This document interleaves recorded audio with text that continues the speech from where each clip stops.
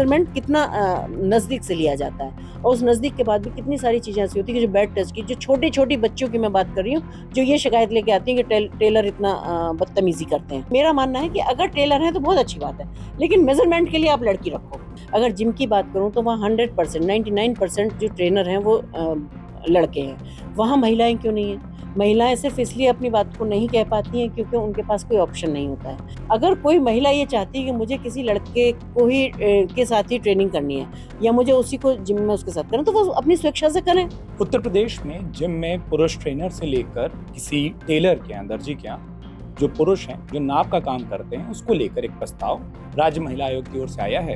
राज्य महिला आयोग की अध्यक्ष डॉक्टर बबीता सिंह चौहान जी मेरे साथ मौजूद हैं। मैम, इस प्रस्ताव की आवश्यकता क्यों पड़ी कि जिम से लेकर टेलरिंग के, बुटीक के काम तक महिला कर्मियों का भी होना आवश्यक हो? सबसे पहले तो ये बताइए कि प्रस्ताव को बनाने के पीछे वो जरूरत क्यों आपने महसूस की कि ऐसी चीजें होनी चाहिए?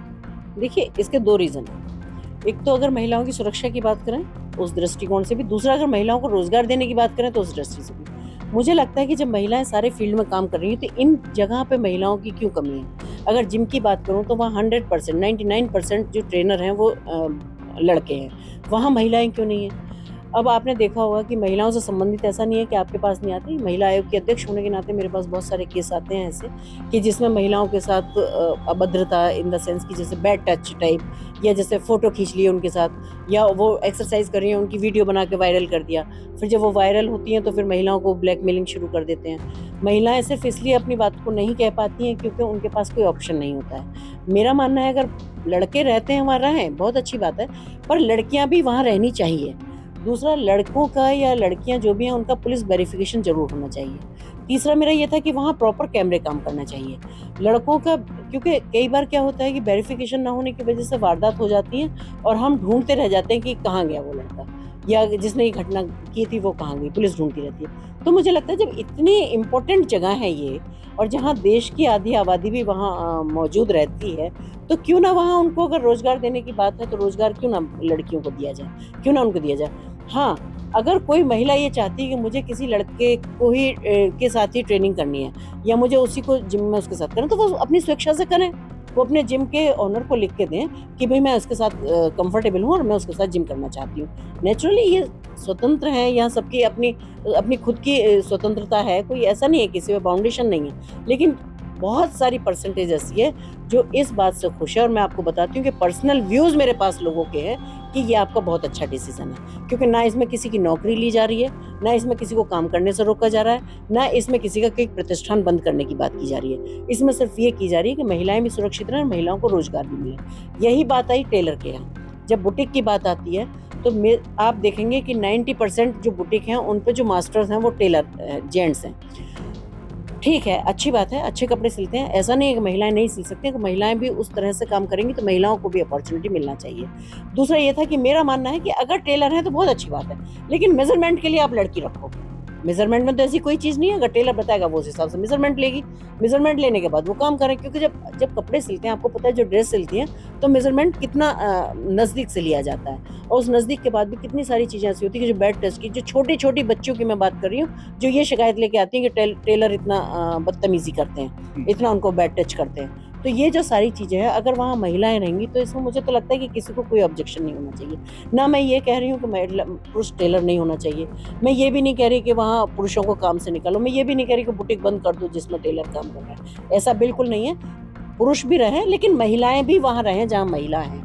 आपने कुछ चीज़ों को स्पष्ट किया, क्योंकि कुछ एक सवाल और आप भी देख रहे थे लगातार जो उठ रहे थे, वो ये कि क्या सिर्फ और सिर्फ महिलाओं की अनिवार्यता का ये प्रस्ताव है क्या? कई लोग इसको इस तरीके से निकाल रहे थे कि आप शायद पुरुषों से मतलब पुरुष वहाँ न काम करें, इस तरीके की बात उसमें, लेकिन आपने उस चीज़ को स्पष्ट किया। अब एक चीज़ बताइए, जैसे कानपुर में हमने हाल में ही एक कांड देखा, जो एकता हत्याकांड हुआ है, और वहाँ पर ये बात सामने आई कि मेल ट्रेनर था, पुरुष वो ट्रेनर था, और जैसा आपने कहा कि वो वीडियो बने, वो ब्लैकमेलिंग हुई, कई तरीके के इस तरीके के तथ्य सामने आ रहे हैं। क्या ऐसी घटनाओं के कारण इस तरीके के प्रस्ताव को तैयार किया गया कि पहले आपके पास पिछले दिनों में कंप्लेन आई और फिर आपको लगा कि ये ज़रूरत है, अब इसकी ज़रूरत महसूस की जा रही है? बिल्कुल, आप सही कह रहे हैं कि मेरे पास पहले भी मुझे था ये कि कई बार बात की जाए कि नहीं करना चाहते हैं, नई महिला करना चाहती है ट्रेनिंग उसके साथ, लेकिन उसकी मजबूरी है क्योंकि उसके पास ऑप्शन नहीं है। तो जब हर जगह महिला काम कर रही हैं, तो वहाँ महिलाएँ क्यों नहीं हैं? तो मैं दोनों तरफ से कहना चाहती हूँ कि अगर ये सारी शिकायतें मेरे पास आई उस पॉइंट ऑफ व्यू से भी, और अगर महिलाओं को काम देने वाली बात है तो जब हर जगह महिलाएं हैं तो वहाँ महिला क्यों नहीं है, मैं सिर्फ ये कहना चाहती हूँ। तो इसलिए महिलाओं को रखना चाहिए और महिलाओं को वह जिसकी मर्जी है वो जिससे ट्रेनिंग ले, बट वो अपना लिख के दें कि भाई हम उनके साथ, तो आगे ये नहीं होगा कि हमारा शासन, हमारे प्रशासन पर कोई किसी तरह का कोई विलेम आएगा कि साहब वहाँ सुरक्षा की दृष्टि से या सुरक्षा से हम नहीं रह पाए। एक आखिरी सवाल मैम, ढेर सारी आपत्तियां और आपने भी सुनी होंगी आ रही हैं और कुछ पॉलिटिकल आपत्तियां भी आई हैं। लोग ये कह रहे हैं कि आप एक अनिवार्यता कर रहे हैं और जहां हम बराबरी के समाज की बात करते हैं वहां वो बराबरी खत्म करने की जा रही है। तो उन तमाम आपत्तियों पर बतौर महिला आयोग अध्यक्ष आपका क्या कहना है? मैं ये पूछ रहा था, ढेर सारी आपत्तियां और आपने भी सुनी कई सारी आपत्तियां और कई सारी पॉलिटिकल पार्टियां इसके अलग निहितार्थ निकालकर इस प्रस्ताव को देख रही हैं। उन आपत्तियों को लेकर आप क्या कहती है जो कह रही है कि एक बराबरी? जी, मुझे नहीं लगता कि इसमें कोई भी चीज ऐसी है जिस पर आपत्ति की जाए, क्योंकि आपत्ति वाला तो प्रश्न ही नहीं है। चाहे वो अपोजिशन का हो, चाहे वो हमारे साथ का हो, चाहे महिलाओं का हो, चाहे पुरुष का हो, मुझे तो नहीं लगता कि कहीं से कोई इस पर आपत्ति आनी चाहिए। और अगर आपत्ति है तो मैं आपसे ही पूछना चाहूंगी कि इसमें क्या आपत्ति है भाई? क्यों नहीं हो सकती महिला ट्रेनर? क्यों नहीं महिला ब्यूटिशियन हो सकती है? या जहाँ महिला है वहाँ महिला क्यों नहीं हो सकती है?